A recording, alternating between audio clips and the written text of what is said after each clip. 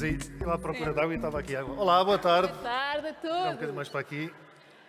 Eu acho que quando se vê raminhos, estamos todos já à espera de uma grande Só palhaçada. né? Palhacinha. Mas queria-te começar já. Primeiro, como é que estás? Como é que eu estou? Epá, por Fica acaso... sério? Hã? Fica sério perguntar logo assim? Não, é que eu, para quem me conhece e já ouviu as minhas partilhas, eu lido com algumas questões relacionadas com a ansiedade e com a perturbação obsessiva compulsiva e, curiosamente, a vir para cá tive aí um stress dos meus. Portanto, agora já estou mais calmo. Mas já conseguiste sair? Sim. Entregaste a chave do carro agora? Entreguei a chave do meu carro, também foi um processo de confiança para o senhor estacionar, mas vou ter que o desinfetar todo quando chegar lá. Certeza. Mas diz-me uma coisa, como é que alguém com uma perturbação obsessiva compulsiva, que é claramente uma doença de dúvida, se mete em cima de um palco, faz stand-up, porque é tudo a ver É com estúpido. dúvida? É estúpido. Foste tu que disseste. Sim, não há problema. Aliás, o meu background é enfermagem e jornalismo. Sim. O meu é jornalismo. Estamos na ESCS, ouvi dizer. Exatamente. Tu foi... Ai, malta Também- da ESCS? Quem Estás a está aí tirar o da quê? ESCS? O quê? É o fim. Publicidade e marketing? Sabe que vais trabalhar para o Pingo Doce. No marketing do Pingo Doce, cara. Estou a brincar. Melhor do que jornalismo. Eu tirei jornalismo, fui jornalista durante 8 anos. Depois da publicação onde eu estava, a malta mais velha que deve conhecer o jornal, que era o jornal A Capital, foi à falência. E eu fui Por causa? eu não sei porque há um padrão, porque eu depois estive numa revista que era a Maximena, também foi à falência. Ok. E estive no Independente, no Semanário Independente, que foi à falência. Uma grande sala de palmas Portanto, para ti, que anda a poder. Portanto, se vocês quiserem, se tiverem algum inimigo, alguém que tenha um negócio e que queiram terminar com o negócio, É ligar. é ligar. Pá, mas foi nessa altura que eu comecei a... tinha muito tempo livre, comecei a ver muita comédia, eu já ligava à comédia, mas comecei a ler mais e comecei a ocupar o tempo a escrever sobre comédia e daí surgiu a oportunidade de atuar uma primeira vez em stand-up e um amigo meu que acabou por ser uma espécie de mestre no stand-up, ele disse-me uma coisa que é, tu vais-te meter nisto, isto é tipo droga, é tipo heroína, tipo, a gente sabe que isto faz mal, mas não consegue sair daqui. E é um bocadinho isso, é uma relação de amor e ódio, porque é a adrenalina de estar em cima do palco, a adrenalina de deixar as pessoas felizes, mas ao mesmo tempo é super desconfortável porque estás numa exposição total, uma pessoa sozinha em palco. E a verdade é que eu desde pequenino lido com a ansiedade e com a perturbação obsessiva compulsiva. E até era aí que eu agora queria ir, que é, nós conhecemos-te como humorista Sim. e começas a falar de coisas sérias. Como é que faz esta passagem e se começas no stand-up? Opa, porque eu sempre... isto nunca foi... Há muita malta que diz assim, e eu entendo e faz sentido. Há muita malta que me diz, parabéns, pá, pela Corajoso. coragem de falar nessas coisas. E eu não vejo isso como um ato de coragem, eu integrei isso de uma forma natural. Pá, e a partir da primeira vez que eu fui a um psicólogo foi aos 18 anos. Acertaste à primeira? Não. Ok. Ninguém... É difícil. Sim. Acertei para ir ao 4º psicólogo e psiquiatra para ir ao 3º. É sempre uma relação, é preciso criar aquela relação de empatia, não é? Sim. Mas não acertei, mas todos eles me ajudaram. Por exemplo, o meu primeiro foi na ESCS, no Politécnico, tinha lá um psicólogo, pá, e depois aquilo não tem um gabinete de psicologia, tu parecia que estavas lá numa sala de Para reuniões. explicações. Parecia que me estava a dar explicações, a sala não era confortável e depois eu percebo, hoje olho para trás e percebo que o gajo já me estava a diagnosticar a perturbação obsessiva compulsiva, mas não me explicou o que era, porque há profissionais de saúde que fazem isso, que é, tipo, não explicam o que é que a pessoa tem para não rotular, mas no meu caso teria-me ajudado. Pá, depois passei por psicanálise, uma psicóloga que, eu não gostei nada, porque naquela altura a psicanálise não me dava muito jeito, porque eu lavava as mãos 50 e 60 vezes por dia, tomava banhos de 2 horas. Queres falar sobre banho de detergente? Cheguei a tomar banho com detergente para a louça. É verdade. Féri, era só uma gota. Mas é verdade, eu cheguei a tomar banho com detergente para a louça porque o desespero era tal que eu passava tanto tempo no duche que eu achava, se eu tomar com detergente para a louça é muito mais rápido. Só que não é, porque é um processo mental, não tem a ver com Sim. os subterfúgios que depois tu usas para controlar isso. E então, na psicanálise era vou dizer asneiras, era uma merda, porque basicamente eu só queria parar de lavar as mãos e saber lidar com a realidade, e ela perguntava-me, sim, mas quando tinhas 9 meses, onde é que tu estavas? Qual era a relação com a tua mãe? Mas lá está, ajudou-me numa coisa muito importante, que Também com o teu pai? na relação com o meu pai, que foi eu conseguir confrontar o meu pai e dizer-lhe tudo aquilo que eu sentia. É uma história que eu já partilhei muitas vezes. E dizer-lhe, porque a relação com o meu pai... Já agora, da malta que está aqui, quem é que tem má relação com o pai ou com a mãe? Por palmas. Olha aquele. Odeio! Entusiasmo! E quem é que tem uma família disfuncional? Por palmas. Famílias disfuncionais. Mas aí, as famílias disfuncionais tens que ir por outro lado, que é assim. Por palmas, malta dos anos 70. Há aí malta dos anos 70? Mas o entusiasmo dos anos 70. Malta dos anos 80. Há aí malta dos anos 80? Ok. Malta dos anos 90. Malta de 60. Malta dos anos 60. Há malta dos anos 50. Grigo. Ouvi! Malta de 2000 para cima. Onde é que está? É o nosso público. São uns merdas. Vocês. Porque esta malta obviamente, eu estou a brincar, mas a malta, sobretudo das nossas gerações, 70, 80, 90... Obrigada. Vem muito... Tu és 90? Sou 90. Vem muito de famílias... há uma grande parte que vem de famílias disfuncionais. E eu vivia numa família disfuncional. A minha avó... Eu vivia com os meus pais, os meus 2 irmãos, e a minha avó. A minha avó era disfuncional. A minha mãe era disfuncional. O meu pai era funcional, mas tinha uma disfunção erétil. Não, estou a brincar. Mas é uma rica herança. Estou a brincar. São em vida, não é? Exato. Epá, não, mas eu não me lembro. Eu tive um irmão que morreu antes de eu nascer. Sim. O meu irmão morreu com 15 anos. Era deficiente profundo. Nasceu uma criança normal, mas houve ali qualquer coisa no processo que ficou assim. Foram durante 15 anos. O meu irmão morre em 79, eu nasci em 80 num processo de luto da minha mãe. Minha mãe tem-me com uma depressão. Nasces a chorar, imagino. Pior de tudo, uma história que eu também já partilhei muitas vezes. Eu chamo-me António Raminhos, o meu irmão chamava-se como? António Raminhos. Quem é que daqui tem uma campa com o seu nome? Já apanhei pessoas. O que acontece? Porque era, lá está, 70 e 80, era muito comum fazer-se isto. Quase que era como uma espécie... Eternizar, e é uma substituição, vem substituir, ou é uma... honrar a pessoa que partiu, mas ao mesmo tempo é uma carga que estás a pôr ali, nos ombros. Ou seja, isto não é... O que eu quero dizer com isto é... Todos nós temos uma história. A minha história não é melhor nem é pior. Mas é muito mais importante aquilo que nós fazemos com ela. Mas há aí coisas muito duras também que estavas a partilhar. Mas rir ou a comédia acaba por ser um escape, por ser terapia para ti? Eu acho que mesmo o engraçado é que lá está, a minha família sempre foi muito divertida.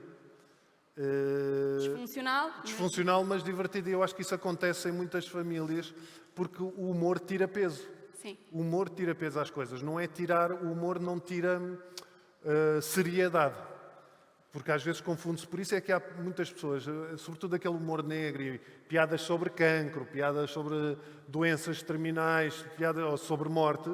Há pessoas que levam a mal e há outras que estão bem com isso, porque estão resolvidas com a situação. E o humor depende muito mais de quem o recebe, de quem o faz. Depende muito mais da tua história do que da minha. Por isso é que... Olha, um bom exemplo. Quando a minha mãe estava nos cuidados paliativos... Sim. Foi um processo que demorou para aí 4 meses. E a minha mãe estava nos cuidados paliativos, eu ia ver a minha mãe quase todos os dias, E aquilo é tudo gente muito séria, normal, são cuidados paliativos, é um ambiente tranquilo, mas tudo muito sereno, porque estão a lidar com muitas emoções. E depois fazem reuniões, psicólogos fazem reuniões com as famílias. Sim. E então fizeram uma reunião comigo, estavam a fazer comigo e com os meus irmãos, já estava mesmo no fim de vida da minha mãe, e fecham-me numa sala, e tudo muito sério, estás a ver? E era o psicólogo, o chefe de serviço e a enfermeira-chefe também, e os três, e o psicólogo assim a olhar para mim, e dizia: António, tem sido complicado, não tem? E eu, tem, acho que é normal, sim, tem sido complicado. Sabe onde é que isto vai terminar, esta história, não sabe? E eu, provavelmente no cemitério dos Olivais. E o gajo aí começa tipo já assim, a olhar de lado. E ele diz assim: mas não há nada que tenha aprendido com esta história, com esta viagem da sua mãe, que tem estado aqui a fazer com a sua mãe, não há nada que tenha aprendido? E eu, não. Mas depois parei e digo assim: não, por acaso há. Olha, há uma coisa que me tem ajudado muito. E ele: diga, António, diga o que é que tem ajudado neste processo de dor e sofrimento. O que é que tem ajudado neste processo? Eu, olha, às vezes eu venho aqui muito triste e com muita dor no meu coração. Eu entro na sala e basta olhar para a minha mãe e pensar uma coisa que fique logo bem. Ele: diga, o que é que você pensa que o deixa melhor? E eu, basta-me entrar, olhar para ela e pensar antes ela do que eu. E o psicólogo, a enfermeira baixou a cabeça e começou assim. Não estou cá. Não estava a escrever nada. Ela não estava a escrever nada, estava só. E o psicólogo ficou super sério a olhar para mim, depois eu tive que dizer: obviamente, eu estou a brincar. E eu entendo que há pessoas que não... por exemplo, olha, uma coisa... o meu pai é o oposto. Por exemplo, às vezes o meu pai... Nós saímos dos cuidados paliativos. Sim. E eu estava com os meus irmãos e o meu pai. E queríamos... eu não vejo assim muitas vezes os meus irmãos. Cada um tem a sua vida. A minha irmã vive no Alentejo, o meu irmão vive em Cascais. E estávamos juntos. Vamos aproveitar, vamos almoçar juntos. E o meu pai não queria almoçar, porque para o meu pai almoçar fora é sinal de festa. E não pode ir almoçar fora enquanto a mulher está a sofrer no hospital. E eu percebo, mas na realidade estava a perder uma oportunidade de se conectar com os filhos e de reforçarmos os nossos laços. Sim. E o humor serve também muitas vezes para isso, para nós relativizarmos, tirarmos peso. Mas, dando um passinho atrás, muitas vezes tu não estás em condições de fazer humor, não é? Estás tu destruído e toda a gente a rir. Não E estou. o stand-up depende muito de entrega. Como é que isso se gera? É um trabalho. É um trabalho? É um trabalho. Eu já tive ataques de pânico em espetáculos. Em cima do palco? Já tive. Quem é que daqui já teve um ataque de pânico? Por palmas. Por palmas, é mais fácil. Para quem não sabe, um ataque de pânico é uma sensação... Já tiveste algum? Não. Um ataque de pânico, queres? Vendes bem o produto? Um ataque de pânico é uma sensação de morte iminente. Ok. Em que, para mim, no meu caso, eu começo com as mãos a transpirar logo, muito frias, o coração a bater bum, bum, bum, bum, uma sensação de morte iminente e de desperceção e afastamento da realidade. Estás fora do teu corpo? Não, é como se estivesse a viver duas realidades. É muito estranho porque eu estou a viver a realidade dentro da minha cabeça e tudo aquilo que está a passar comigo e a viver a realidade das pessoas que estão à minha volta que não sabem o que se está a passar. Mas é essa sensação de eu vou morrer, eu não aguento, eu quero sair daqui, eu vou morrer, vou desmaiar. E é pesado. E tens um texto para dizer ao mesmo tempo que estás a E já me sentir isso. aconteceu. A sorte é que já não era a primeira vez que eu tinha. Já tinha tido vários, porque a vantagem de tu teres tido um primeiro ataque de pânico é quando vem o segundo, o terceiro, já sabes como é que vai ser. E podes aprender a lidar com isso. Mas já aconteceu-me eu estar em cima do palco, e de repente estou a atuar e o coração começa bum, bum, bum, bum, bum, bum, as mãos a transpirar e a minha cabeça, eu vou morrer, quero sair daqui, eu não aguento. E ao mesmo tempo que eu estava a debitar o texto, as pessoas estavam a rir e eu estava a gerir o meu ataque de pânico, a conversar com a minha cabeça. Portanto, a minha cabeça estava dividida em três partes. Uma que dizia o texto, outra que estava a ter o ataque de pânico e a terceira que lidava com o ataque de pânico. Enquanto eu debitava o texto, eu dizia: vou morrer, e eu pensava, ok, se morreres é outro espetáculo que as pessoas levam para casa, eu vou morrer, também sempre quiseste aparecer no Correio da Manhã, eu vou morrer, e tentar, lá está, tirar peso. Sim. E isso é uma das estratégias para a ansiedade e, por exemplo, para a perturbação obsessivo-compulsiva, é o exagero, é nós levarmos a situação de tal modo ao exagero que lhe começamos, é como se a própria cabeça dissesse, desisto, pronto, não vou Já estar... estás a pensar no carro? Não, agora já não estou, mas é Estás esta... sempre em loop, ficas preso. Sim, ficas preso em loop, mas o que eu queria dizer, e é aquilo que eu procuro aplicar, mas que é muito difícil, quer numa situação, quer noutra, são só pensamentos. E embora nós digamos que são só pensamentos, não é fácil entender isto. Os pensamentos só ganham força quando nós lhe damos atenção. E se isso seja o que for, seja o tipo de pensamento que for, porque todos nós temos pensamentos pecaminosos, todos nós temos pensamentos maus, todos nós já quisemos atirar pessoas para a linha do comboio. A diferença é... Mas é verdade, quem é que nunca pensou na linha do comboio, quem é que nunca pensou assim? E se eu empurrar este gajo para a linha do comboio? Toda a gente já pensou isto. Aquela palma tímida.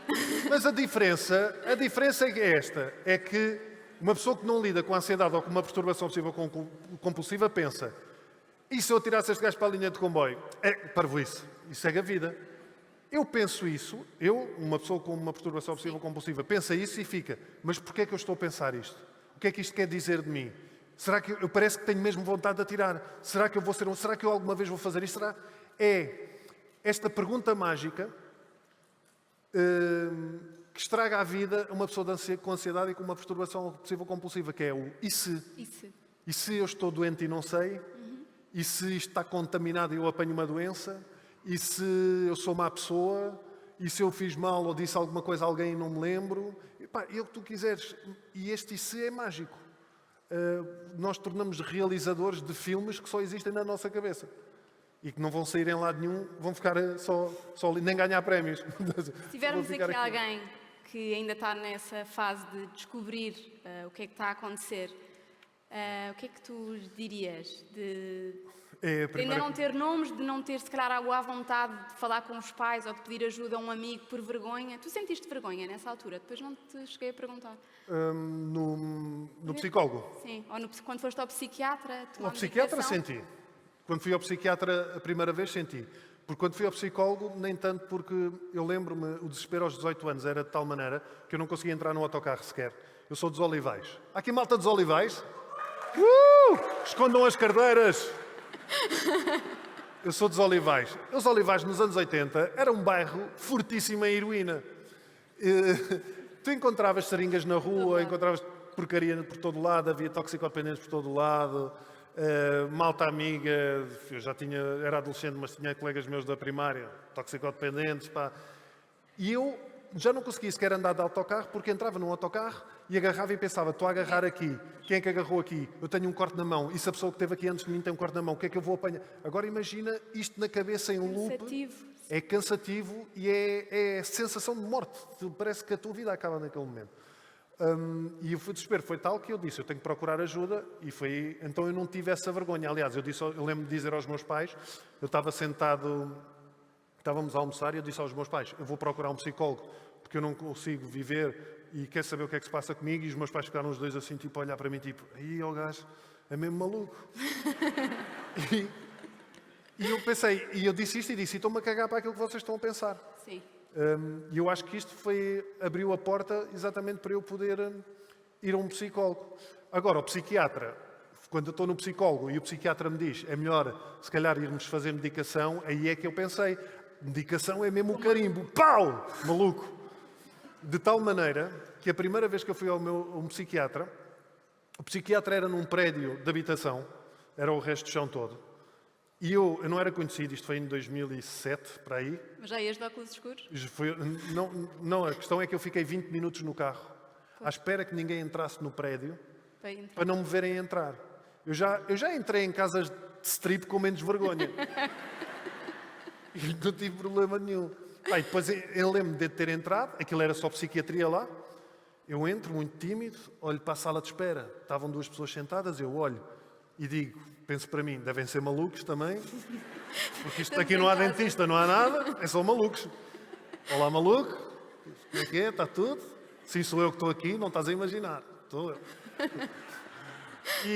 Mas depois o psiquiatra disse-me aquilo que foi a primeira vez que me desmontaram essa ideia, que foi, ele disse-me, se tu tivesse um problema de coração, que tivesses que tomar um comprimido todos os dias, e que se fosse para o resto da tua vida, ou se tivesses diabetes e tivesses que tomar insulina, tu deixavas de fazer isso? Eu, não. Então, se o cérebro é um órgão, e está provado cientificamente que há uma desregulação desse órgão, e que este comprimido ajuda-te a regular, porque é que não faz o mesmo? E eu aí fez sentido, e até porque nós temos muita imagem ainda da psiquiatria dos anos 50 e dos filmes de terror, que é a malta a babar-se toda, amarrada a uma cama. Pá, há casos assim, eu vi casos assim quando fui ao Hospital Psiquiátrico de Prisional, ali em Sintra, o Linhó. Sim, um grande Linhó, claro. No Linhó tem ali um hospital psiquiátrico onde está a malta, mas é malta que teve surtos psicóticos e que infelizmente cometeu crimes muito graves, exatamente porque não tomavam a medicação e descompensaram de tal maneira que agora têm que tomar à séria até regularem. E foi engraçado porque eu fui lá falar com eles. Já acabou o tempo? Já. Sentiste. Mas não podemos estar mais tempo ou não? Nós queríamos continuar. Não, queria só que acabasse a tua história.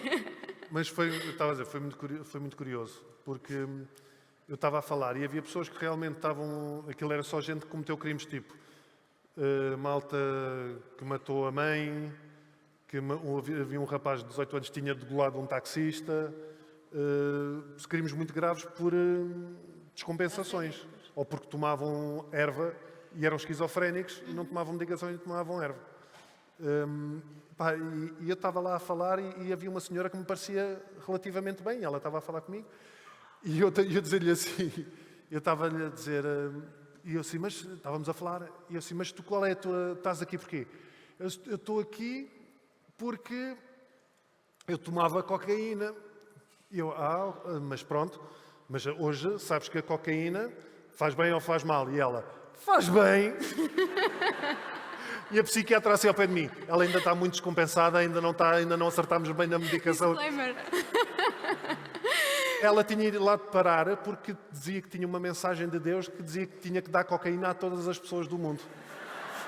E tu estavas a receber a mensagem. Eu estava a receber a mensagem. Mas antes de terminarmos e de passarmos para as mensagens que nos estão a enviar, queria pedir a pessoas que estão a sentir que alguma coisa não está bem com elas, onde é que devem pedir ajuda, o que é que tu recomendas? Eu acho que a primeira questão, foi isso que tu referiste, que é a questão da vergonha. Não tenham vergonha. Não faz sentido ter vergonha. Eu percebo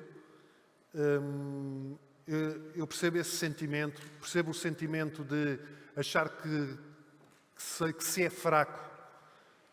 Mas é muito engraçado, porque nós, enquanto seres humanos, queremos sentir o amor, a alegria, sentirmos vivos, sentir as emoções todas. Mas depois, para lidar com elas, queremos ser máquinas. E não dá. E divertidos e tudo. E não dá para fazer isso. E quando pensarem que podem estar a ser fracos, para mim não há maior ato de coragem de uma pessoa dizer: eu quero saber o que é que se passa comigo.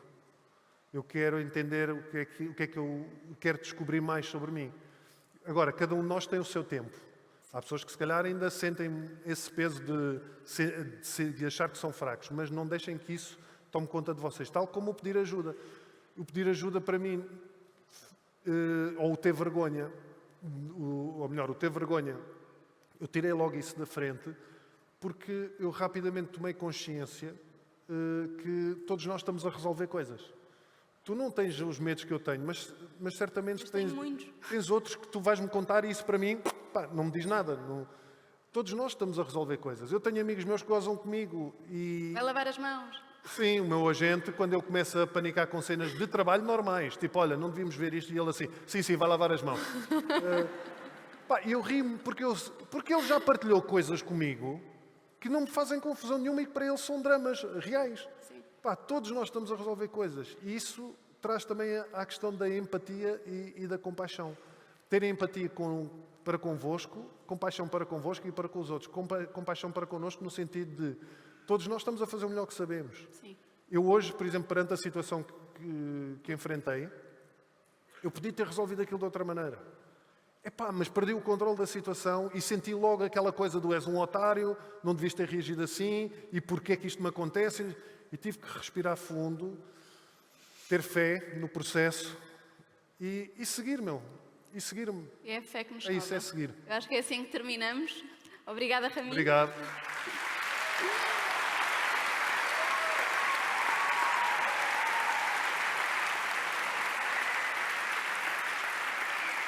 Vamos só passar para as perguntas. Por exemplo, se esta garrafa estivesse aqui assim aberta, eu já não bebia. Percebo. Deviam ter aberto para mim, eu não, esquece. Está muito cheia. Também porque é que está muito cheia? Porque é que esta está mais cheia do que aquela? Vês? O que é que puseram aqui? Desculpa, não consigo. Acho que precisamos de ajuda para responder às tuas perguntas. Mas, entretanto, temos uma pergunta do Lucas. Não sei se o Lucas quer continuar anónimo ou se quer se pôr de pé. Se calhar quer continuar anónimo. Como é que podemos lidar com a nossa insignificância? Já. Eu acho que essa palavra... A palavra revela muito mais sobre aquilo que nós sentimos do que propriamente ser real. Ninguém é insignificante. Todos nós temos influência na vida uns dos outros. E não é preciso eu estar em cima de um palco. Pois não. Acreditem, todos nós temos influência na vida uns dos outros. E às vezes com coisas tão simples como dizer um olá, um bom dia, uma pessoa com quem se cruzou na rua, isso tem uma consequência. Nós não somos, mesmo as pessoas que se sentem insignificantes, esse é um sentimento que tem que ser trabalhado dentro delas, mas é preciso acreditar isso, que não é, todos nós somos seres sociais. Nós temos influência todos na vida uns dos outros, no modo como falamos, como agimos. E isto leva, mais uma vez, à tal questão da empatia e da compaixão. Essa importância. A importância de nós sermos para os outros, muitas vezes, sem esperar que nada. Eu, por exemplo, eu faço voluntariado e eu sinto muito isso no voluntariado. Eu faço porque eu sei que vou estar, de alguma maneira, também faz-me bem e vou estar a ajudar alguém. E não procuro retorno disso. Mas coisas tão simples como... Experimentem fazer uma coisa amanhã ou segunda-feira. Quando forem beber um café, a pessoa que está ao vosso lado, paguem-lhe o café. Claro que ela vai estranhar e vai achar que vocês a vão querer matar a seguir ou qualquer coisa. Estou a convidar para um Porque as pessoas não estão habituadas a atos de simpatia. Pois não. Perguntar só, olha, pague-te o café. Ou quando se cruzam com alguém... perguntar como é que estás, mas perguntar verdadeiramente, como é que estás? Está tudo bem? Não ser aquele está tudo bem, não quer saber, não quer dizer... Já foste. Não, está tudo bem. Como é que tens andado? Isso faz diferença. E tenho também a Mafalda, de 17 anos, que pergunta como encontras inspiração para o teu humor e há algo do teu dia-a-dia que acaba sempre por aparecer nos espetáculos? O quê? Ou seja, se... Como é que eu encontro inspiração? Sim. E se levas a tua vida para os espetáculos? Levo. É tudo uma mentira. A realidade é a melhor ficção. Por exemplo,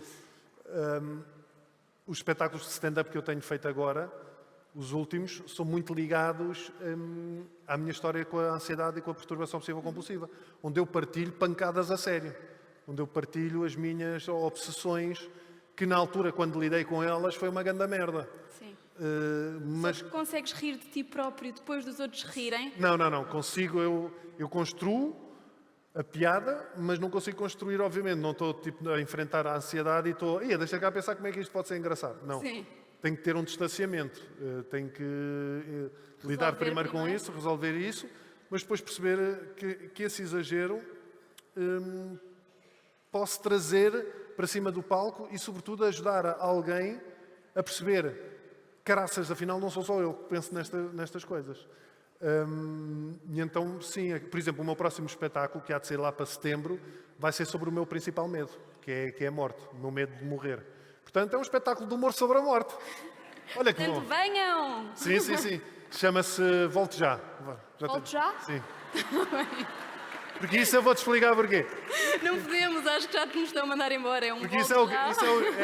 é o que eu tenho aqui tatuado, é o que eu quero tatuar na minha campa. campa. Na minha campa, Volte Já. Filmem isto, por favor. Mas olhem, agora queria pedir-vos uma grande salva de palmas para António. Obrigado. E ficamos com este Volte Já. Até já a todos. Obrigado.